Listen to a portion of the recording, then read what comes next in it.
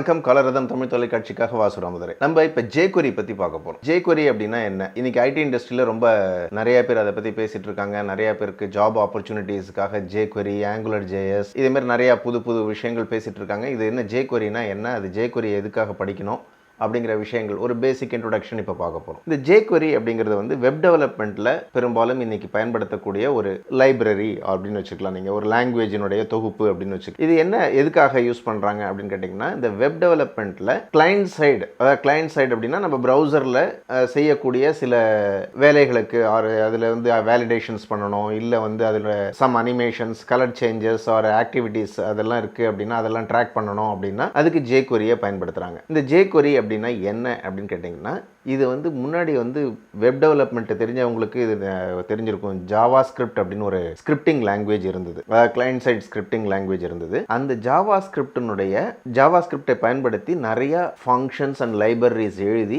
அந்த லைப்ரரிஸினுடைய தொகுப்பு தான் இந்த வந்து JQuery. இந்த JQuery வந்து மிக வந்து எளிமையான விஷயம். இது ஆக்சுவலாக வந்து இதை வந்து ரெண்டு வகையாக பயன்படுத்தலாம். ஒன்று வந்து நீங்கள் வந்து JQueryக்காக தனியாக மிஷினில் எதையுமே இன்ஸ்டாலே பண்ண வேண்டாம். நீங்கள் வந்து அந்த JQueryனுடைய வெப்சைட்டை எப்படி இருந்தாலும் உங்களுடைய வெப் டெவலப்மெண்ட் அப்படின்னு பண்ணுறீங்கன்னா இன்டர்நெட்டில் தான் போய் போட போகிறீங்க. ஸோ அதில் வந்து எனக்கு இந்த இடத்துல இருக்கக்கூடிய JQuery லைப்ரரியை நீங்கள் பயன்படுத்தணும் அப்படிங்கிற அந்த URL கொடுத்துட்டீங்கனாலே ஆட்டோமேட்டிக்காக it is going to connect it. அதிலிருந்து நீங்கள் எடுத்து பயன்படுத்திக்க போகிறீங்க.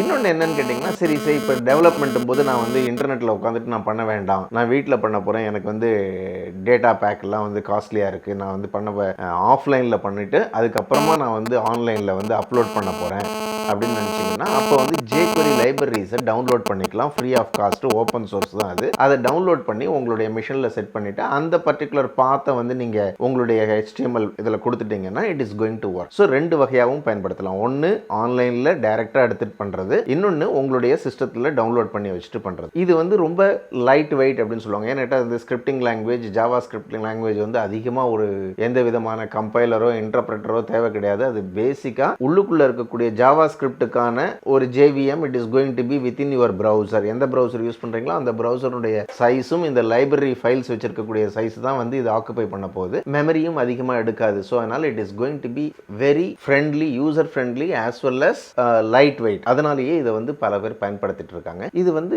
நிறைய விஷயங்களுக்கு வந்து it is going to be ரெடிமேடாக அதில் நிறைய விஷயங்கள் கிடைக்கும். சே ஃபார் எக்ஸாம்பிள் ஒரு சின்னதாக ஒரு கேலண்டர் கண்ட்ரோல் உங்களுக்கு வேணும் அப்படின்னு கேட்டிங்கன்னா, அந்த கேலண்டர் கண்ட்ரோல் ஆர் ஒரு ஸ்க்ரீன் பாப்அப் ஒன்று எனக்கு வேணும் அப்படின்னு கேட்டிங்கன்னா, JavaScriptல நீங்கள் வந்து பல லைன்ஸ் எழுதணும். கிட்டத்தட்ட 100-120 லைன் எழுதி நீங்கள் அதுக்கு வந்து ப்ராசஸ் பண்ணுவீங்க. இதில் வந்து ரெடிமேடாக அதுக்கான ப்ராசஸ்லாம் ஆல்ரெடி இருக்கும். நீங்கள் அதை வந்து பயன்படுத்திக்க போகிறீங்க. அதே மாதிரி இப்போ சே ஃபார் எக்ஸாம்பிள் வந்து ஒரு பேஜ் இருக்குது, அந்த பேஜில் வந்து எனக்கு பேராகிராஃப் டேக்ஸ் எல்லாம் ஹைலைட் பண்ணி காட்டணும் அப்படின்னா அதுக்கு வந்து JavaScriptல எழுதணும் அப்படின்னா இட் வில் டேக் டைம். இதில் வந்து அந்த ரெடிமேடாக பேராகிராஃப் டேக்ஸ் எல்லாம் எப்படி கனெக்ட் பண்ணலாம், எப்படி செலக்ட் பண்ணலாம் அப்படிங்கிறதுக்கெல்லாம் ரெடிமேடாக இருக்கும். ஸோ அதை வந்து நீங்கள் பயன்படுத்தும் போது you are going to have much user friendly features there. So உங்களால் ஈஸியாக அதை செய்ய முடியுது. ஸோ இதுதான் வந்து மெயினாக JQuery பயன்படுத்துவதற்கான ரீசன். இப்போ இந்த JQuery ஆர் இந்த மாதிரியான JavaScript பேஸ்டு லைப்ரரிஸ் இது எதுக்காக பயன்படுத்துகிறாங்க அப்படின்னு பார்த்தீங்கன்னா, ஆரம்பத்திலேயே சொன்ன மாதிரி கிளைண்ட் சைட் ஸ்கிரிப்டிங். இந்த கிளைண்ட் சைட் ஸ்கிரிப்டிங் எதுக்காக வேணும்? ஒன்று கிளைண்ட் சைட் வேலிடேஷன்ஸாக இருக்கலாம், இல்லை வந்து DHTML அப்படின்னு சொல்லக்கூடிய டைனமிக் HTML பேஜஸுக்கு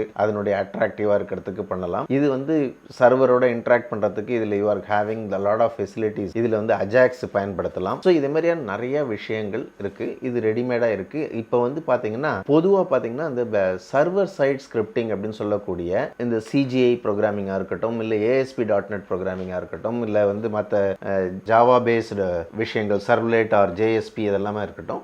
பட் இதில் வந்து பார்த்திங்கன்னா வந்து நிறைய விஷயங்கள் சர்வருக்கு போய் செஞ்சுட்டு திருப்பி இங்கே வந்து கிளைண்ட்டுக்கு வரும். ஸோ இந்த நெட்வொர்க் டிராஃபிக்கை வந்து குறைக்கிறதுக்காகவே என்ன பண்ணுறாங்கன்னா, முடிஞ்ச வரைக்கும் நிறையா விஷயங்களை கிளைண்ட் சைட்லேயே செஞ்சுட்டு அவசியமாக டேட்டா பேஸ் ரிலேட்டட் ஆப்ரேஷன்ஸுக்கு மட்டும் ஆர் இல்லை பிஸ்னஸ் லாஜிக்ஸுக்கு மட்டும் நீங்கள் வந்து பின்னாடி சர்வர் சைடுக்கு போகணும் அப்படிங்கும்போது, அதாவது இந்த ப்ரெசன்டேஷன் லேயர்னு தனியாக பிரிக்கும்போது அந்த ப்ரெசன்டேஷன் லேயருக்கான எஃபெக்டிவ் லைப்ரரிஸ் அப்படின்னு பயன்படுத்துகிறாங்க. அதில் பார்த்தீங்கன்னா இப்போ JQuery தான் இந்த ஒரு பர்டிகுலர் விஷயத்தில் ஒரே ஒரு லாங்குவேஜா, இல்லை ஒரே ஒரு ஃப்ரேம் ஒர்க்கா, இல்லை ஒரே ஒரு லைப்ரரியா அப்படின்னு கேட்டிங்கன்னா கிடையாது. Angular JSன்னு ஒன்று இருக்குது. ஓகே, அதே மாதிரி இப்போ நிறையா விஷயங்கள் வந்துட்டுருக்கு. நம்ம ஒன்று ஒன்றா பின்னாடி நம்மளுடைய வீடியோக்களில் பார்க்க போகிறோம்.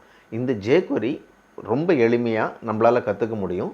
இதுக்கு பேசிக்காக நமக்கு தெரிஞ்சிருக்க வேண்டிய விஷயங்கள் என்னென்ன அப்படின்னு கேட்டால் ஹெச்டிஎம்எல்லை பற்றிய ஒரு பேசிக் அறிவு வேண்டும். அதுக்கப்புறம் வந்து ஜாவா ஸ்கிரிப்டிங் பற்றி ஸ்லைட்டாக தெரிஞ்சிருந்தால் it is going to be better.